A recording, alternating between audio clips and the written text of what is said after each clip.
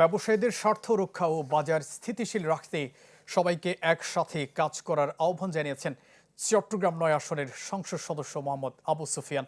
দুপুরে নগরীর বাহুদ্দারহাটে একটি কনভেনশন সেন্টারে জেলা cement dealer and merchants group আয়োজিত ঈদ পুনর্মিলনী ও ব্যবসায়ীদের মিলন মেলা অনুষ্ঠানে এ কথা বলেন তিনি। বলেন, পারস্পরিক সহযোগিতা ও সুস্থ প্রতিযোগিতার মাধ্যমে দেশের সিমেন্ট খাতকে আরও শক্তিশালী করা সম্ভব।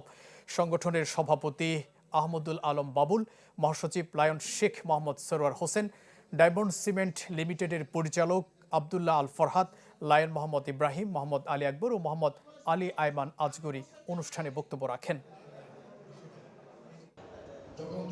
যেসব মূল্যবান বক্তব্য আজকে আপনাদের সাথে শেয়ার করেছেন, আজকে এই অনুষ্ঠানে ওনার আলহাজ আবু সুফিয়ান সাহেব এবং উপস্থিত আপনার ওয়ার্ডের একজন সদস্য বানান।